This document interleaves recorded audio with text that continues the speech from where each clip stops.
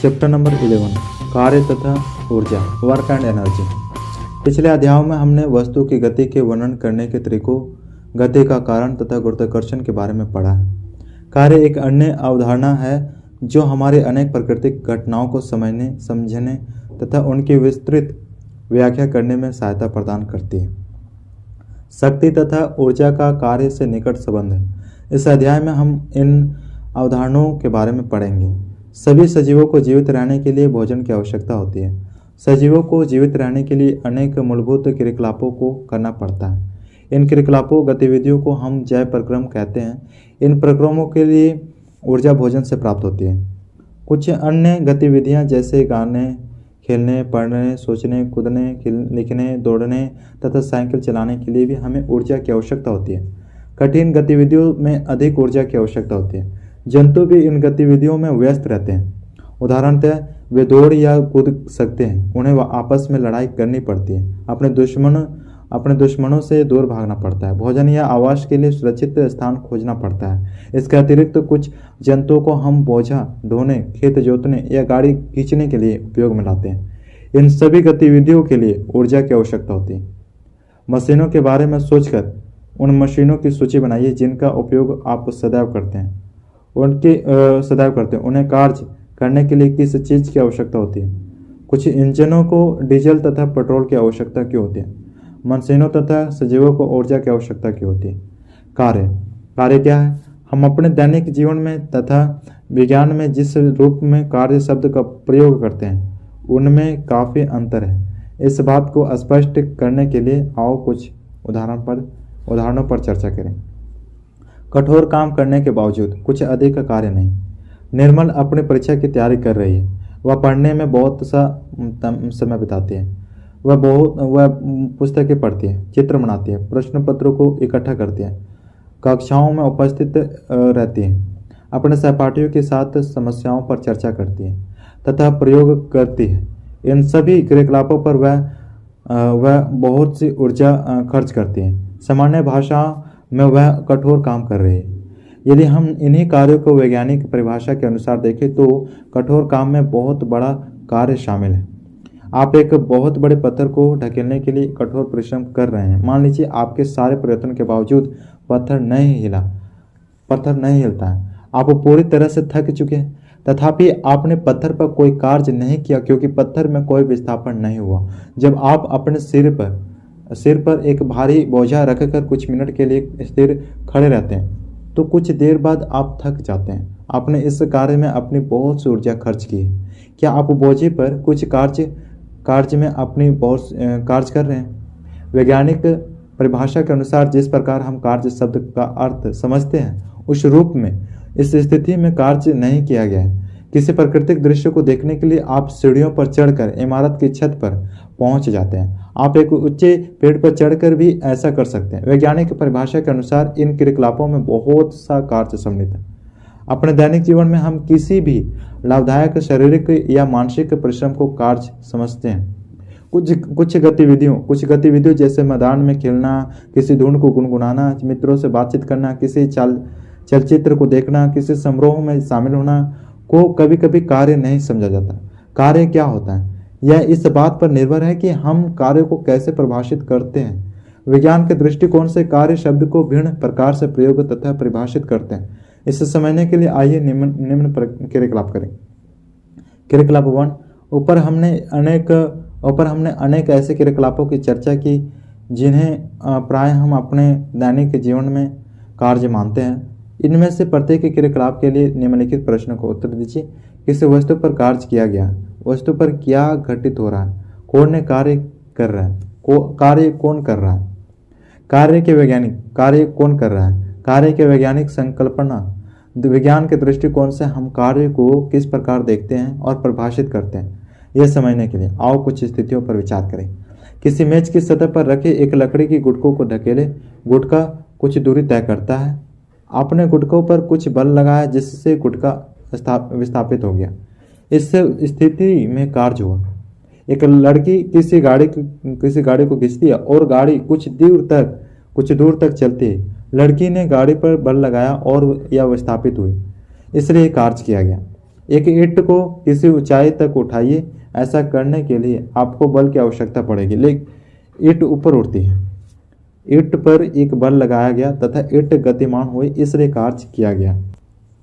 इन स्थितियों को ध्यानपूर्वक देखने से पता चलता है कि कार्य करने के लिए दो दशाओं का होना आवश्यक है। वस्तु पर कोई बल लगना चाहिए, वस्तु विस्थापित होनी चाहिए। यदि इनमें से कोई भी दशा पूरी नहीं होती है तो कार्य नहीं किया गया।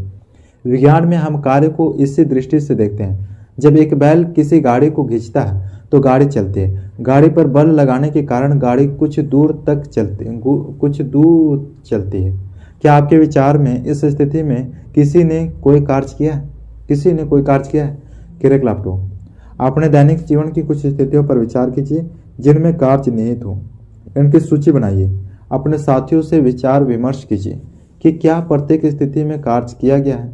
आपने अपने प्रश्नों के उत्तर जानने का प्रयास कीजिए। यदि कार्य हुआ है तो वस्तु पर कौन सा बल कार्य कर रहा है? वह कौन सी वस्तु है जिस पर कार्य किया गया है? जिस वस्तु पर कार्य किया गया है उसकी स्थिति में क्या परिवर्तन होता है? क्रियाकलाप 3। ऐसी स्थिति पर विचार कीजिए जब वस्तु पर बल लगने के बाद भी वह विस्थापित नहीं होती। ऐसी स्थिति पर भी विचार कीजिए जब कोई वस्तु बल लगने बिना ही विस्थापित हो जाए। प्रत्येक के लिए चेतावनी स्थितियां आप सोच सके उनकी सूची बनाइए। अपने साथी से विचार विमर्श कीजिए कि क्या इन स्थितियों में कार्य हुआ है। एक नियत बल द्वारा किया गया कार्य। विज्ञान में कार्य को किस प्रकार परिभाषित किया जाता है, इसे जानने के लिए पहले हम उस स्थिति को समझते हैं जब बल विस्थापन की दिशा में लग रहा हो। मान लीजिए कि किसी वस्तु पर एक नियत बल F लगाते हैं। मान लीजिए कि वस्तु बल की दिशा में S दूरी तक विस्थापित हुई। मान लीजिए कि किया गया कार्य W है। कार्य की परिभाषा के अनुसार किया गया कार्य बल तथा विस्थापन के गुणनफल के बराबर होता है। अतः किसी वस्तु पर लगने वाले बल द्वारा किया गया कार्य बल के परिमाण तथा बल की दिशा में चली गई दूरी के गुणनफल के बराबर होता है। कार्य में केवल परिमाण होता है, दिशा नहीं होता। आइए, यदि वस्तु पर लगने वाले बल शून्य हो तो किया गया कार्य कितना होगा? यदि वस्तु का विस्थापन शून्य हो तो किया गया कार्य कितना होगा? उन दशाओं का वर्णन कीजिए जिनका कार्य होने के लिए पूरा होना आवश्यक है। उदाहरण 1, किसी वस्तु पर 8N बल लग रहा है। बल की दिशा में वस्तु 3M विस्थापित होती है। यदि विस्थापन होते समय लगातार वस्तु पर बल लगता रहा तो समीकरण 1 के अनुसार किया गया कार्य। आइए एक अन्य स्थिति पर चर्चा करें जिसमें बल तथा विस्थापन एक ही दिशा में है। एक लड़की किसी खिलौने गाड़ी को चित्र अनुसार धरती के समांतर खींच रही है। लड़की ने गाड़ी के विस्थापन की दिशा में बल लगाया। इस स्थिति में किया गया कार्य बल तथा विस्थापन के गुणनफल के बराबर होगा तथा इस स्थिति में बल द्वारा किया गया कार्य धनात्मक माना जाएगा। अब एक स्थिति को देखिए जिसमें बल के प्रभाव से एक वस्तु विस्थापित होती है और हम पाते हैं कि इनमें से एक बल F विस्थापन S की दिशा के विपरीत दिशा में लग रहा है, अर्थात दोनों दिशाओं के बीच का कोण 180 डिग्री बन रहा है। ऐसी स्थिति में बल F द्वारा किया गया कार्य ऋणात्मक माना जाता है और इसे ऋण चिन्ह द्वारा दर्शाया जाता है। बल द्वारा किया गया कार्य जब बल विस्थापन की दिशा में लगता है तो किया गया कार्य धनात्मक होता है। जब बल विस्थापन की दिशा में विपरीत दिशा में लगता है तो किया गया कार्य ऋणात्मक होता है। अतः यह स्पष्ट है कि किसी बल द्वारा किया गया कार्य धनात्मक या ऋणात्मक दोनों में से कोई एक हो सकता है। इसे जानने के लिए आइए निम्न क्रियाकलाप करें।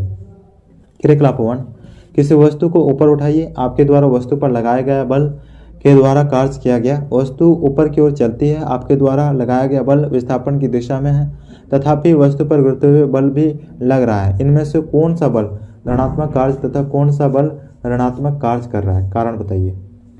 ऊर्जा के बिना जीवन संभव नहीं है। ऊर्जा की आवश्यकता दिन प्रतिदिन निरंतर बढ़ती जा रही है। हमें ऊर्जा कहाँ से मिलता है? हमारे लिए ऊर्जा का सबसे बड़ा प्राकृतिक स्रोत सूर्य है। हमारी ऊर्जा के बहुत से स्रोत सूर्य से ही उत्पन्न होते हैं। हमें पृथ्वी के आंतरिक भागों से तथा ज्वार भाटों से भी ऊर्जा मिल सकती है। क्या आप ऊर्जा के अन्य स्रोतों के बारे में सोच सकते हैं? क्रियाकलाप 5, ऊर्जा के कुछ स्रोत ऊपर दिए गए ऊर्जा के और स्रोत भी हैं, उनकी सूची बनाइए। विचार कीजिए कि किसी प्रकार ऊर्जा के कुछ स्रोत सूर्य के कारण हैं। क्या ऐसे स्रोत भी हैं जो सूर्य के कारण नहीं है? क्या ऊर्जा के कुछ हमारे दैनिक जीवन में ऊर्जा शब्द का प्रयोग सदैव होता रहता है, किंतु विज्ञान में ऊर्जा का एक निश्चित एवं परिशुद्ध अर्थ है। आइए निम्नलिखित उदाहरणों पर चर्चा करें। अब जब तेज गति से आते हुए क्रिकेट की गेंद स्थिर विकेटों से टकराती है तो विकेट दूर जा गिरते हैं। जब हम किसी वस्तु को किसी निश्चित ऊंचाई तक उठाते हैं तब उसमें कार्य करने की क्षमता समाहित हो जाती है। आपने कभी देखा होगा कि ऊंचाई तक उठाया गया हथौड़ा जब लकड़ी पर रखी हुई कील पर पड़ता है तो वह कील को लकड़ी में ठोक देता है। हमने बच्चों को खिलौना कार में चाबी भरते भी देखा है, और जब यह खिलौना किसी चिकने फर्श पर रखा जाता है तो ये गति करने लगता है। जब किसी गुब्बारे में हवा भर उसे दबाते हैं तो उसकी आकृति बदल जाती है। यदि हम गुब्बारे को कम बल से दबाते हैं तो बल को हटाने पर यह वापस अपनी मूल आकृति में आ सकता है, किंतु यदि हम गुब्बारे को अधिक बल लगाकर दबाएं तो यह फट भी सकता है। इन सभी उदाहरणों में वस्तुएं भिन्न भिन्न प्रकार से कार्य करने की क्षमता ग्रहण कर लेती है। यदि किसी वस्तु में कार्य करने की क्षमता हो तो कहा जाता है कि इसमें ऊर्जा है। जिस वस्तु पर कार्य किया जाता है उसमें ऊर्जा की वृद्धि होती है, और जो वस्तु कार्य करती है उसमें ऊर्जा की हानि होती है। यदि किसी वस्तु में ऊर्जा है तो यह कैसे कार्य करती है? जिस वस्तु में ऊर्जा है वह दूसरी वस्तु पर बल लगा सकती है।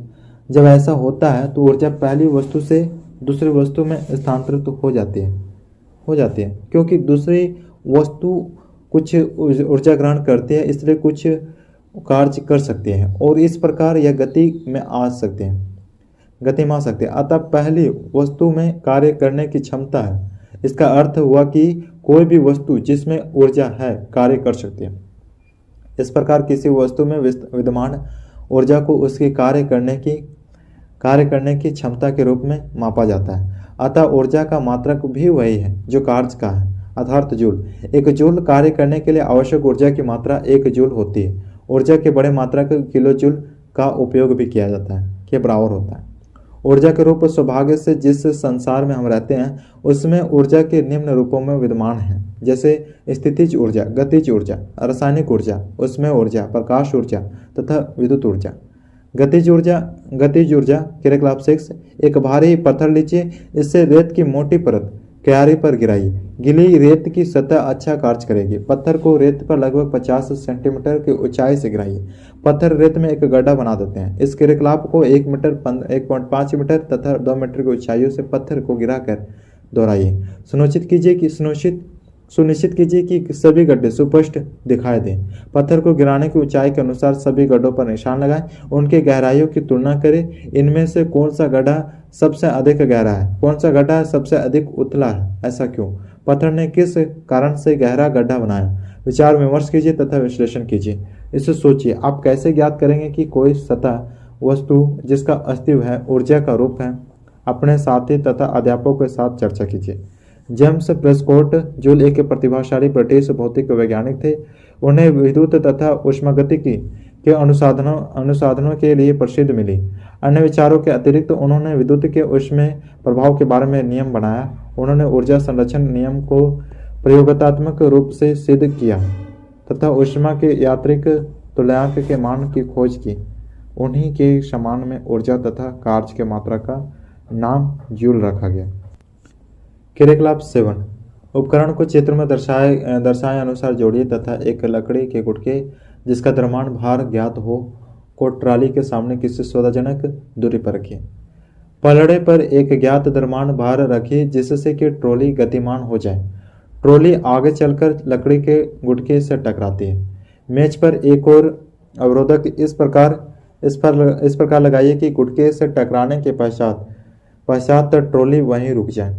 गुटका विस्थापित हो जाता है। गुटके में हुए विस्थापन को मापिए। इसका अर्थ यह हुआ कि जैसे ट्रॉली ने ऊर्जा ग्रहण की, ट्रॉली द्वारा गुटके पर कार्य किया गया। ट्रॉली में ऊर्जा कहाँ से आई? पलड़े पर रखे द्रव्यमान को बढ़ाकर इस प्रयोग को पुनः दोहराएं।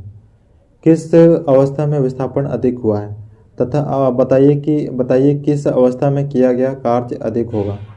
इस क्रियाकलाप में गतिशील ट्रॉली कार्य करती है, अतः इसमें ऊर्जा विद्यमान है। एक गतिशील वस्तु कार्य कर सकती है। एक तीव्र गतिशील वस्तु अपने सदृश्य धीमी चल रही वस्तु से अधिक कार्य कर सकती है। एक गतिशील गोली, घूमता हुआ पहिया, बहती हुई हवा, एक गतिशील पत्थर ये सभी कार्य कर सकते हैं।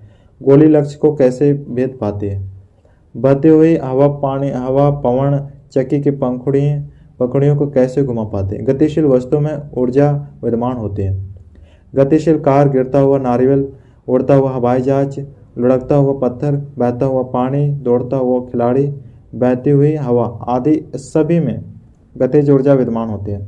संपेक्ष में किसी वस्तु में उसकी गति के कारण समाहित ऊर्जा को गतिज ऊर्जा कहते हैं। किसी वस्तु को गतिज ऊर्जा उसकी चाल के साथ बढ़ती है। किसी निश्चित वेग से गतिशील वस्तु की गतिज ऊर्जा उस वस्तु पर इस वेग को प्राप्त करने के लिए किए गए कार्य के बराबर है। आइए अब हम इस वस्तु की गतिज ऊर्जा को एक समीकरण के रूप में व्यक्त करें। मान लीजिए एम द्वारा की एक वस्तु एक समान वेग से गतिशील है। अब मान लीजिए अब इस पर एक नियत बल F विस्थापित की दिशा में लगता है। इस प्रकार क्रियाकलाप 8 स्थितिक ऊर्जा। एक रबड़ का छल्ला लीजिए, इसके दोनों सिरों को पकड़कर विपरीत दिशा में खींचिए। छल्ला खींच जाता है। छल्ले के एक सिरे को छोड़ने पर क्या होता है? छल्ला अपनी प्रारंभिक लंबाई प्राप्त करने का प्रयत्न करेगा। स्पष्ट है कि छल्ले ने अपनी खींची हुई स्थिति में कुछ ऊर्जा प्राप्त कर ली है। खींचने पर यह ऊर्जा को किस प्रकार प्राप्त कर लेता है? क्रियाकलाप 9। एक स्प्रिंज लीजिए, चित्रानुसार इसके दोनों सिरों को पकड़कर खींचिए। स्प्रिंज को छोड़ देने पर क्या होता है? खींचने पर स्प्रिंज ने किस प्रकार ऊर्जा प्राप्त की? क्या संपीड़ित करने पर भी स्प्रिंग ऊर्जा प्राप्त करेगा? क्रियाकलाप 10। एक खिलौना कार लेकर इसमें चाबी भरिए।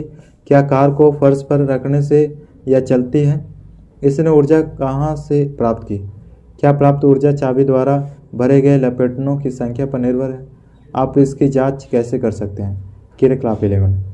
एक गेंद को निश्चित ऊंचाई तक उठाइए।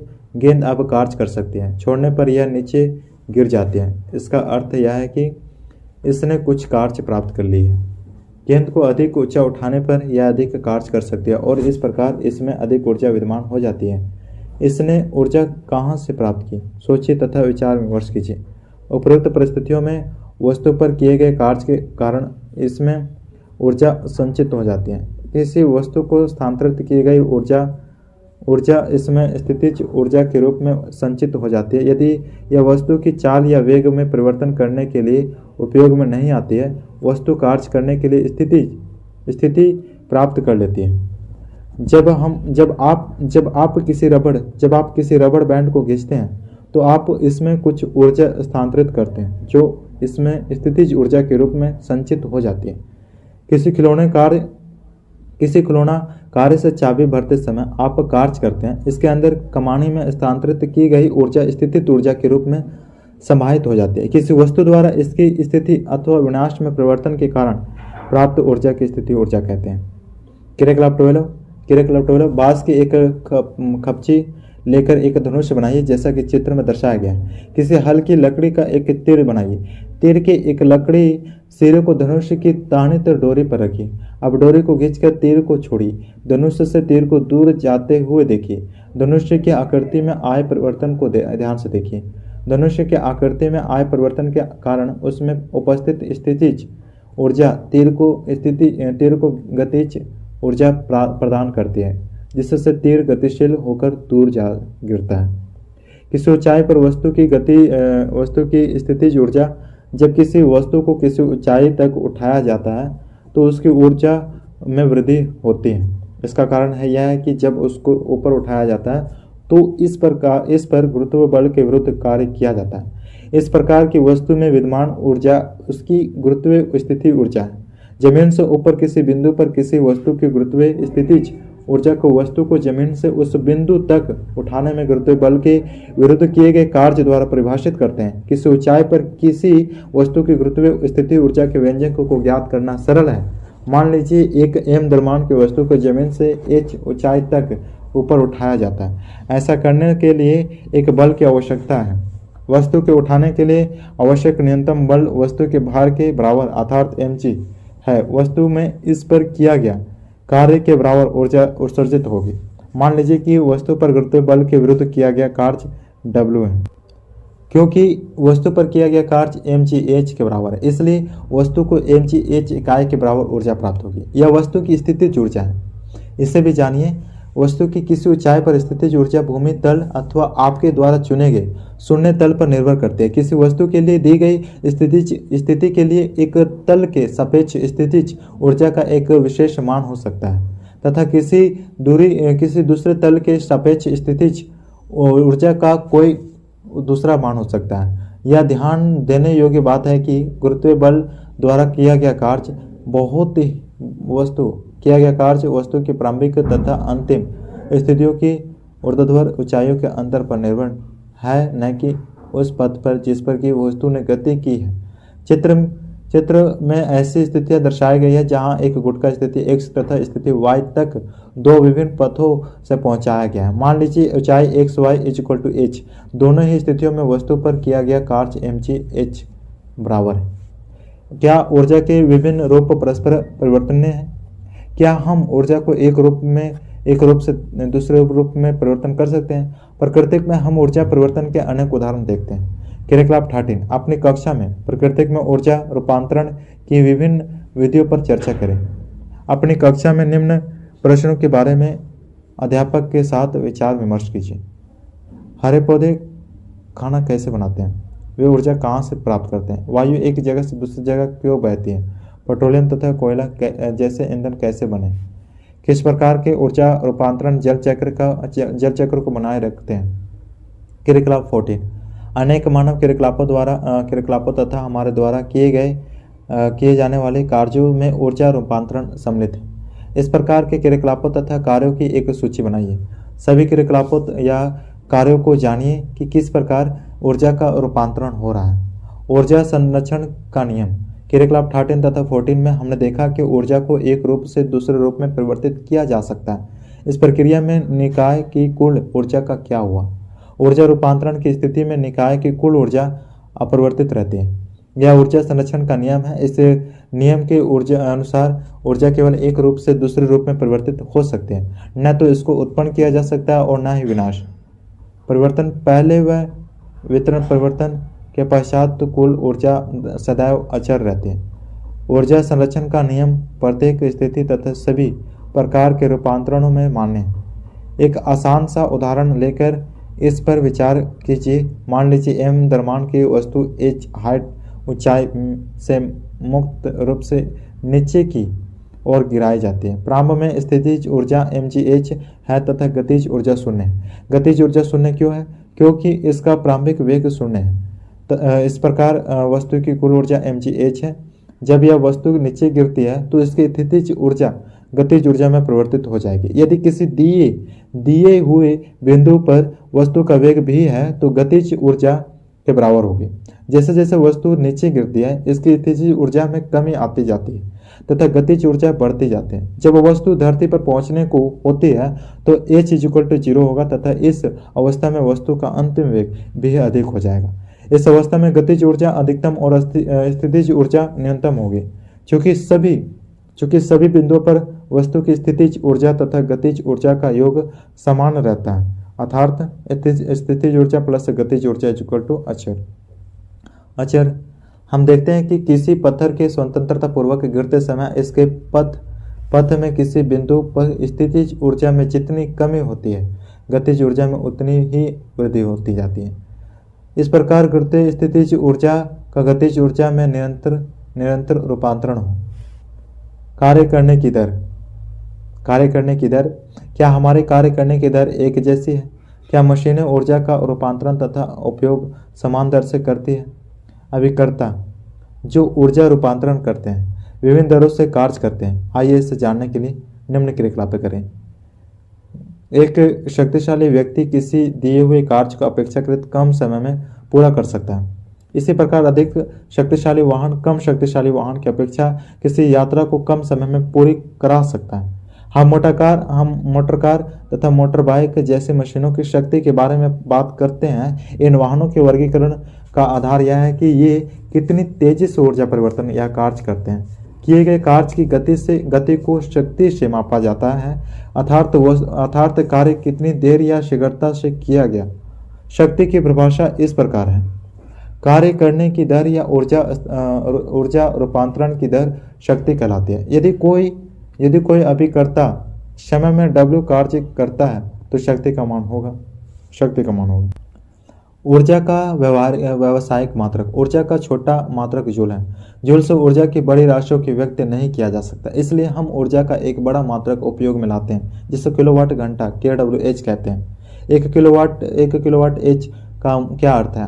माना हमारे पास एक मशीन है जो 1 सेकेंड में 1000 जूल ऊर्जा उपयोग में लाती है। यदि इस मशीन को लगातार 1 घंटे तक उपयोग में लाए तो इसमें 1 किलोवाट 1 kWh ऊर्जा खर्च होगी। इस प्रकार 1 किलोवाट घंटा ऊर्जा की वह मात्रा है जो 1 kWh के किसी स्रोत को 1 घंटे तक उपयोग करने में खर्च होती है।